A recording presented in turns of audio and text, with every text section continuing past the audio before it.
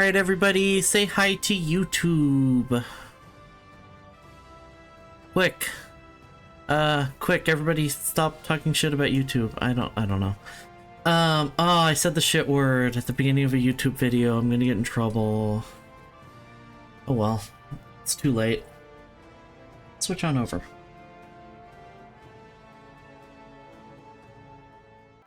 Alright, so like I said earlier, I've had a little bit of this Dev Diary spoiled. It is a short one, but we're going to go over... We're going to look at pictures. So pictures always slow things down. We'll see how that goes. And let's jump right into it. Actually, before that, I'm going to say I don't know a lot about the geography of China, specifically. So... forgive me in advance. I may not have a lot of commentary on the accuracy or the implementation of certain aspects, but we're going to see what this looks like, and I'm going to interject when I can. Good day, I'm Cordelian? Is that how that's pronounced?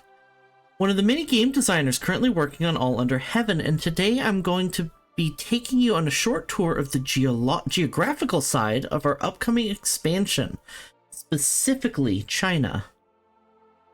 The following Dev Diaries will have a stronger mechanical focus, but since the map extension is essentially the foundation for this new expansion, we thought it best to give you an overview first to familiarize everyone with where the new action is taking place and how we're approaching that. Something I want to make note of, we're currently experimenting with several aesthetic aspects of the map while also iterating on feedback we've received from our extremely helpful beta testers, as well as external partners and consultants. In order to ensure our map expansion is as faithful to the period as possible and feels authentic to those whose history is being depicted. Your thoughts and opinions are extremely welcome and will be absolutely taken into consideration as this process continues. We're starting this Dev Diary cycle earlier than we have for past DLC, I've noticed that, in order to broaden the window available to integrate your feedback. As a result of this, please be aware that what I'm about to share is a work in progress, as always. So we're not going to pay a lot of attention to balance yet. I don't think balance is going to be an issue for the map. Necessarily, but I have no comment on balance until the game comes out and I get my hands on it. And a great deal of what you're about to see is very much subject to change and will not necessarily be exactly what will appear in the expansion on release. I would have liked to be able to show you the distribution of faiths and cultures today, but they are not quite ready to be shown at this point, but we'll be happy to give you a more detailed look in a future Dev Diary. I was kind of looking forward to that. A brief word about projections. Ooh, it's time for the sickos. This one's for the sickos in the chat. For those who might be unfamiliar with them, a map projection is essentially a way to reconcile the fact that the Earth is a sphere, but maps need to be displayed on a flat two-dimensional form. You may have heard of the Mercator projection, for example, to name one fairly widely known.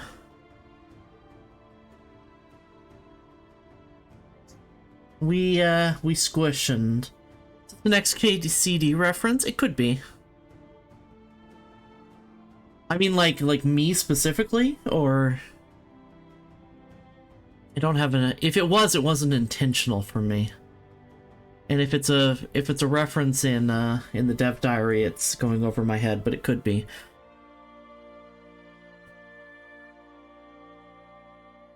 Pick your least favorite and share it below.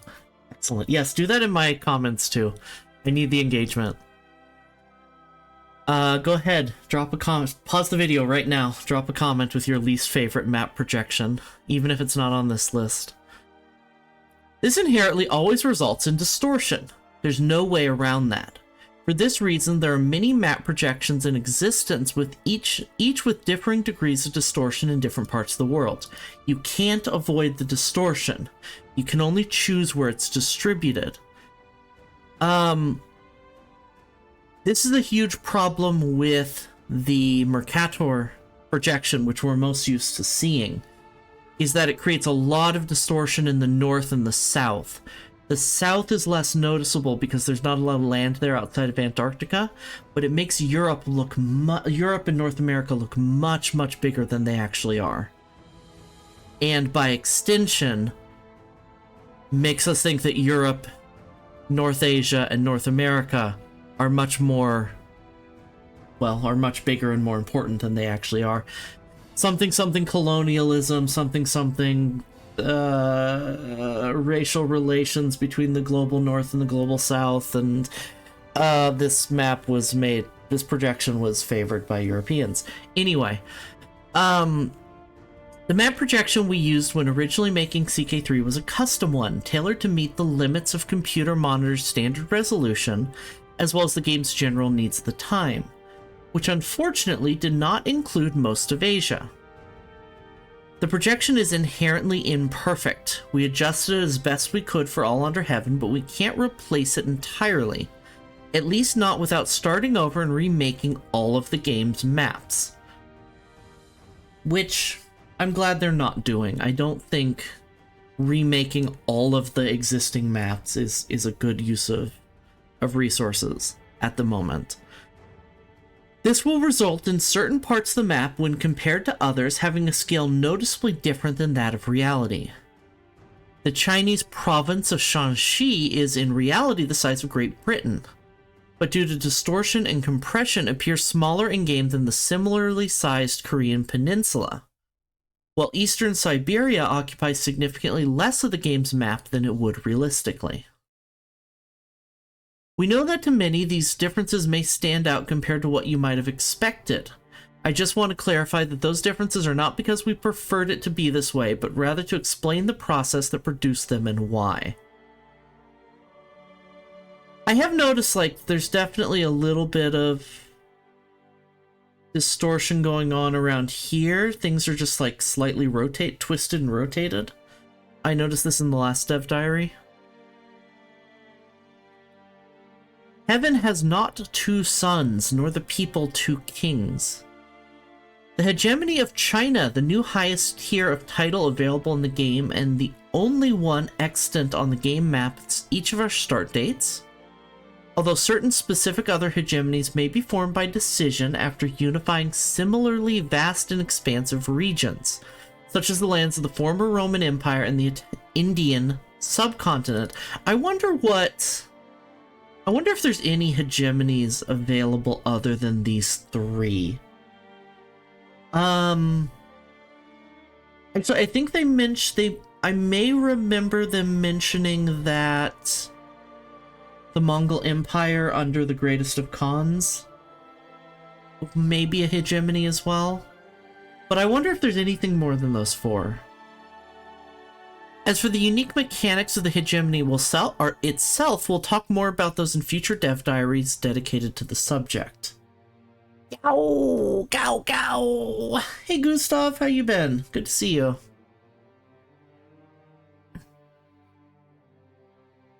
Let's see here. I mean, at least compared to, like, EU4's map, this feels fairly rotated. I was gonna gesture with my hands in front of the screen, but you can't see my hands. This area feels a little bit twisted this way, whereas Japan almost feels a little bit twisted this way. So I almost imagine that there's some stretching going on in this axis right here. Just based on what little I remember of the geography in this region. I think this map is very pretty. I think the color choices, I forgot what these are called, the little ships and dragons out in the sea. There's a word for them. The name of the Chinese hegemony in 867 start date is Tang. This is correct for the 9th century, but obviously not at all fitting for the 11th and beyond. Something new we're adding with All Under Heaven is the capacity to have a title's name evolve over time. Ooh, while still retaining its previous names in the title's history, so you won't have past Tang rulers being shown as if they were Song once the dynasty's name changes. Ooh. That just seems like a nice quality of life for those of us who look at the title history. As an extension of this, new ruling dynasties that rise to power in China will have the ability to take their name from a wide variety of historically appropriate inspirations. Historically, new dynasties risen to power took their names not from their own family surnames, but would instead take the name of a past dynasty or the name of an ancient state they felt they had a particular connection to. Emperor Guozhu, the founder of the Tang, had been awarded the title Prince of Tang before he became emperor and founded his own dynasty, for example. In addition to the formal renaming of the realm under new ownership, you will also have the ability to choose one of several potential colors to represent their title on the map. This harkens back to the practice of different dynasties assuming certain elemental virtues and thematically adopting the color associated with each element. Yellow for earth, red for fire, black for water, azure for wood, and white for metal. The Song dynasty identified the virtue of fire as their guiding principle, and so red was their dynastic color. Each their own rule. The next step down is, of course, the Empire tier. Ooh. Previously the highest tier achievable in the game, but no longer. The hegemony of China, as it is defined for this period, consists of 5 empires. Qin, Liang, Shu, Wu, and Yue. All names which echo repeatedly throughout Chinese history. I want to look at Han. I don't know, I'm not familiar with this term. Nor Amur. I find it really interesting and promising that the northern part of the... I always forget the name of the largest island. The northern part of the island is not the same, seems to be the same empire as Hokkaido is. Rather than all being de jure united under the Empire of Japan in the start date.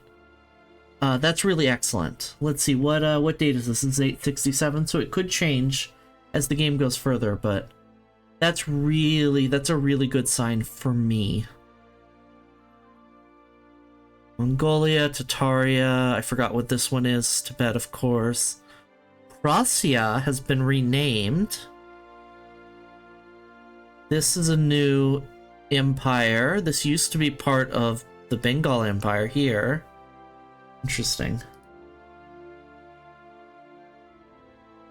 These empires are uncreated at game start and exist as a step on your journey to claim the hegemony of China after the previous dynasties collapse in a chaotic era, which is a phase of the dynastic cycle mentioned in the previous Dev Diary. We discussed these briefly in the last video. As with the hegemony itself, the names of these political entities can and will change when they are formed, so you could, for example, found the historical, a bit short-lived, Qi dynasty when forming the de jure empire of Liang as the Tang rebel Huangshao. In this tier, you'll possess the dignity and many of the privileges of an imperial ruler, but your rule is not so widely accepted that you can claim to be the sole undisputed hegemon. You could make the claim, but there are enough others outside your borders powerful enough to call your invocation of heaven's favor into question. There's a word missing. Similar to the hegemony, there's admittedly more to say about their specific components than these titles themselves, so we'll discuss their distribution more in the next section. Heaven is high and the Emperor is far away. Now it comes to Kingdom tier, and here we've had to be a bit more flexible in terms of our approach. While ample references exist for administrative jurisdictions at the historical equivalent of our county tier, the same is significantly less true at the Kingdom tier. We can't exactly do without them, however, nor do we wish to have them of wildly inconsistent sizes or degrees of game balance, as it is not unlikely that China will at some point fracture into these units. Sure. That's just a reality of the game. I noticed that these are a lot smaller than the kingdoms around them, though.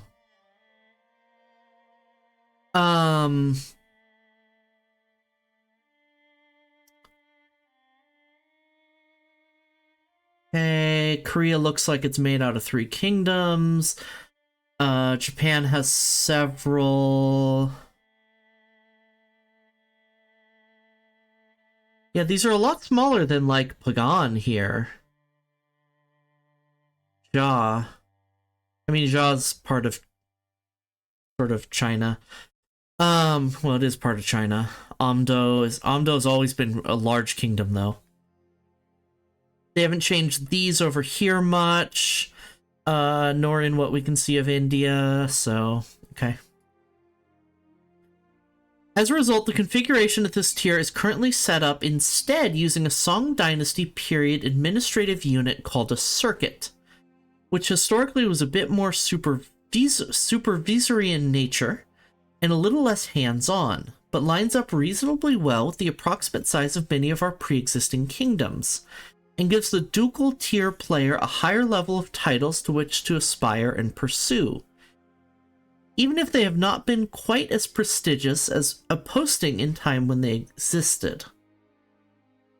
We recognize that the Song system of circuits was fairly unique when compared against the administrations of other dynasties, but the Song's existence spanning 2 of our 3 start dates makes its influence more natural to adopt than that of future dynasties, or those further in the past whose practices did not persist into this time. Right. They have to model the time periods that the player's going to be in. There are some peripheral entities here worth making special mention of.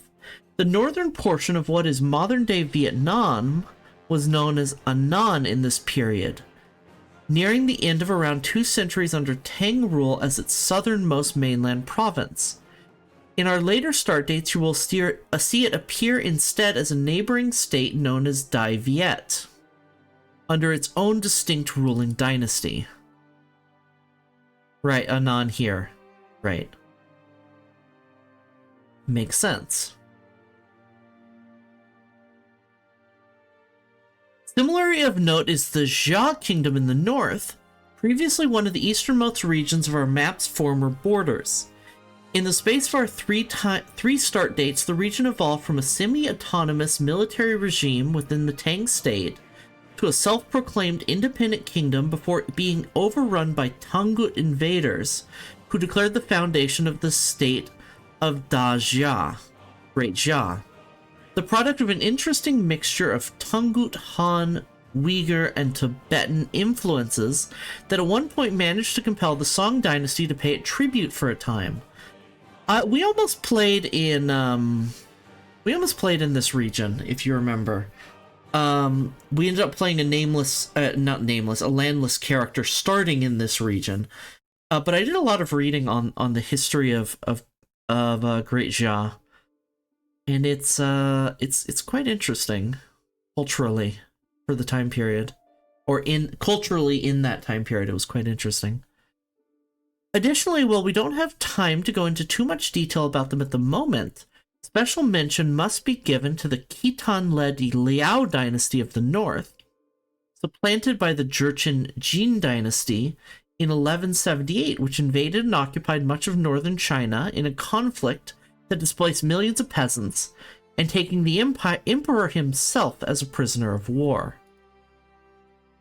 In all under heaven, both the Liao and Jin dynasties will mix Chinese administrative and bureaucratic practices of their imperial government with tribal and nomadic vassals whose traditions and inclinations may clash with the oft-cynicizing ways of their rulers and those at court.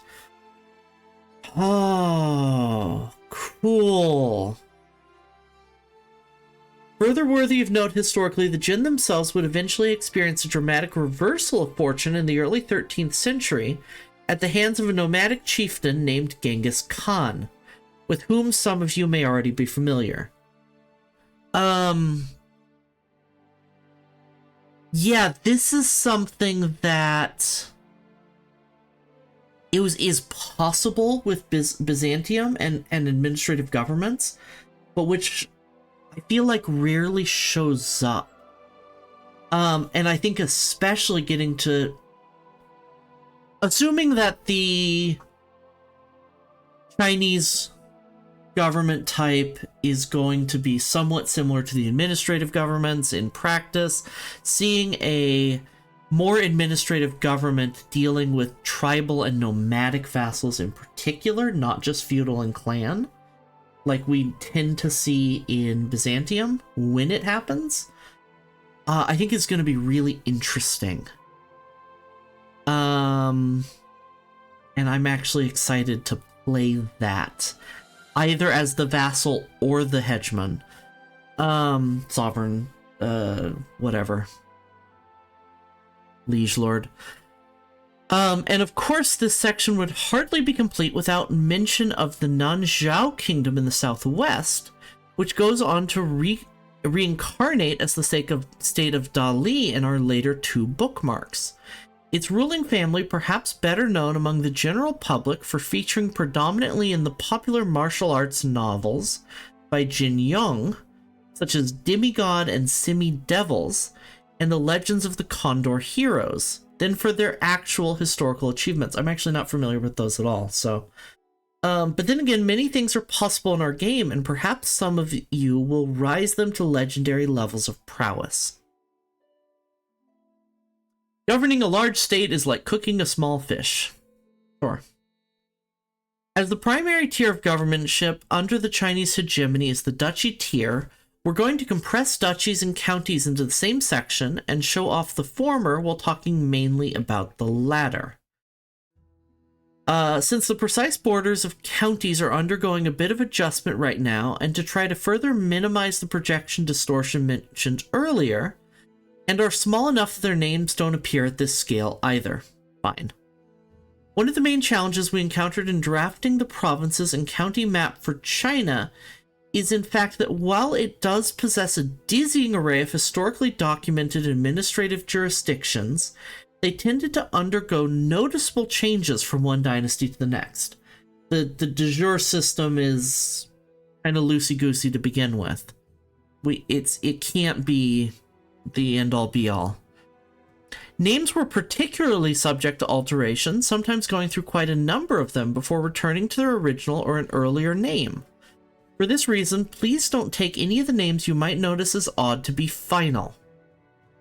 Names from a mixture of times and places, including the present day, have been used as points of reference throughout development due to many different maps and sources being used and will be subject to further revision.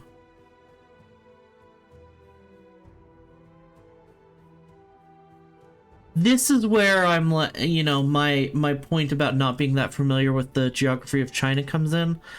I don't have strong feelings about any of this. These sure look like duchies. I'm just gonna go out and say it.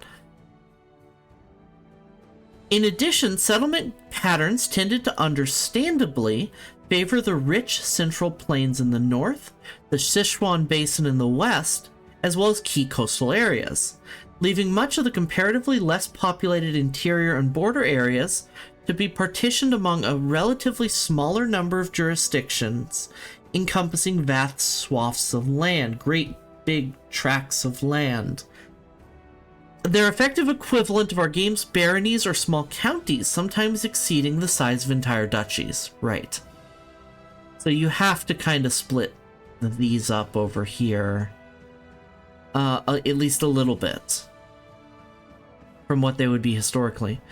In the interest of being as consistent as possible in our depiction of the Chinese administrative apparatus, we've drawn primarily from administrative units used during, but not exclusively by, the Tang Dynasty, commonly as Zhao, an element recognizable even today in the names of great cities such as Guangzhou, Huangzhou, This does not apply, however, to the name of the ineffable and inestimable city of Zhaokou, which uses a completely different character for the first component of its name. Chinese. What a language. Some artistic liberties had to be taken, of course. Some of these borders resulted in units that were simply far too large and had to be partitioned, as I alluded to. Others far too small and had to be merged. And while river crossings play an important role in our game's combat calculations, the assessors of administrative geography in the 9th century clearly played by different rules. That having been said, we still hope to strike a balance that favors historical accuracy as much as the necessary concession to game mechanics and balance allow. The nation is ruined, but mountains and rivers remain. Ooh, this is really pretty. I would be remiss in my duties as designated Dev Diary author if I did not also take a moment to give you a glimpse of some of the still very experimental new aesthetic alterations to the terrain map. They are altered. This is, as mentioned before, absolutely still a work in progress. It quite likely has changed even further in the simple span of time between my writing this Dev Diary and your reading it. That, however, is a subject for further discussion another time, so I'll leave you with a taste of it and move on. So we're not going to dwell on this then, is what I'm hearing. Navigable river. Mountains are very pretty. Snow here is very pretty. This is gorgeous. We'll see what they do and how it looks in the future. Something that those of you familiar with Chinese geography, not me, may have noticed is the Chinese coastline in all under heaven has some noticeable differences when compared to the modern day. The 12th and 21st centuries have seen extensive land reclamation efforts, totaling thousands of square kilometers won from the sea.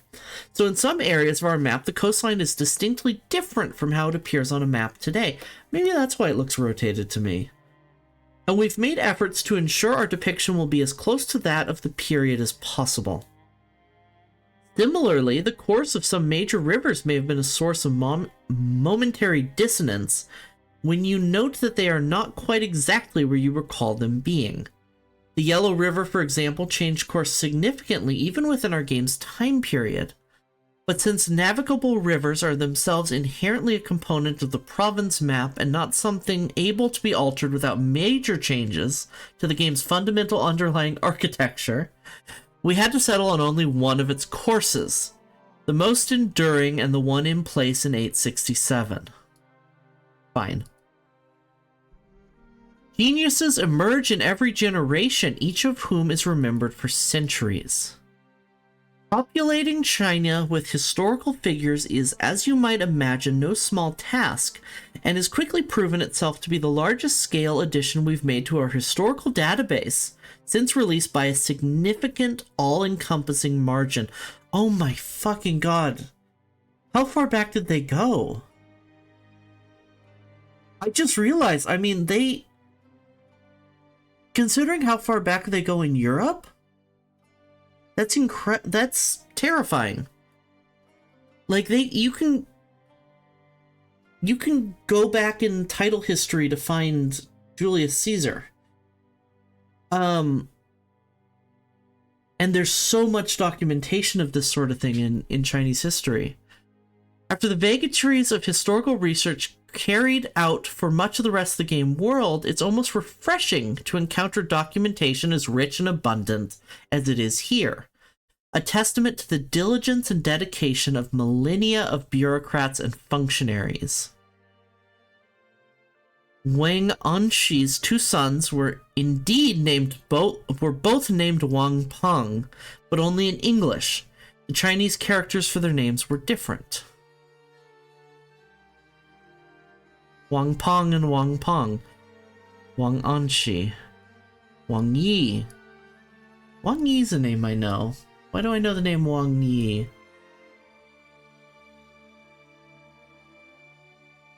Cool.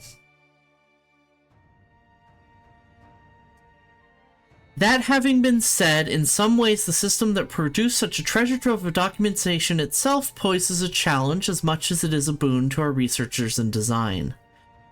Magistrates and governors in China held office for what we would consider to be in extremely short periods of time, very often only a year.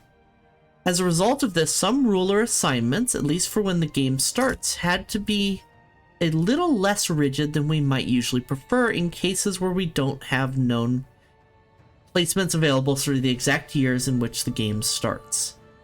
Something else we've significantly working to do as much as possible here is also include significant numbers of historical figures and their families, such as the patriotic general Yue Fei, the Jin founder Waiyang Aguda, or the Tang warlord An Lushan, who lived during or prior to our gameplay period in our game files, and not just those who were alive and had living descendants in each of our current 3 start dates. This way, modders who want to explore alternative periods in Chinese history will have an easier time and find them already populated with key figures, thank you. As well as making things simpler for ourselves as well, should we choose to add another start date to the game.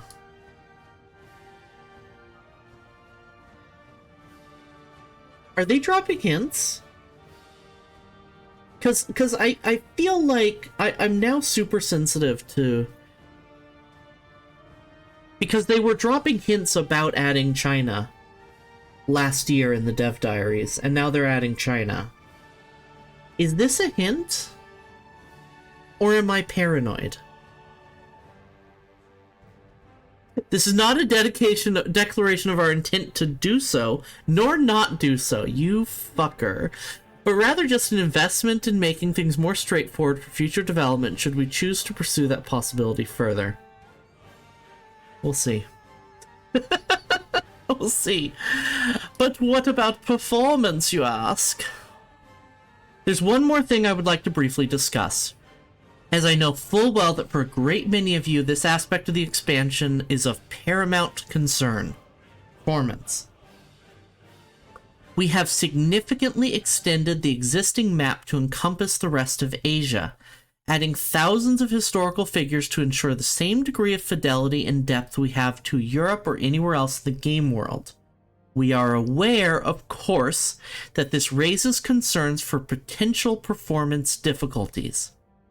For that reason, improving performance is something we're also working on very seriously while developing All Under Heaven, to ensure that your enjoyment of the game will not suffer or be reduced from this broadening of its horizons, and you can freely and thoroughly enjoy all that the expansion has to offer.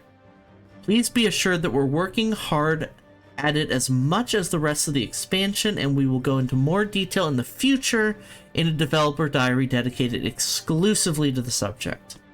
Okay. I was getting really close to saying there's a lot of empty, we're working hard on it, but nothing specific. I'm willing to give them a pass if it's something they're going to discuss in detail in the future. So we come to the conclusion of today's Dev Diary. Play is at an end and the audience dispersed. I hope that this has been an informative glimpse to what China will look like in All Under Heaven, and maybe you've already spotted somewhere you'd like to play in. Guilty. I'm happy to take any questions or feedback that you may have. My capacity to answer mechanical and gameplay questions related to China right now is limited though, because that's what we're going to be digging into in next week's Dev Diary. Looking forward to it, and thank you for reading. I am looking forward to learning more about mechanical and gameplay questions related to China specifically, as well as Japan. I have a lot of concerns about Japan, and I have a lot of concerns about Southeast Asia, as I discussed in last video. Anyway, I don't have a lot to add here at the end in terms of conclusion. Everyone's concerned about performance. Fingers crossed we'll see where they go with that. I think the terrain map looks beautiful. I would love to hear what people think about the Duchy and Kingdom maps in particular, as well as the Empire map of China, as well as the Empire map here. but I don't have strong feelings one way or the other on them.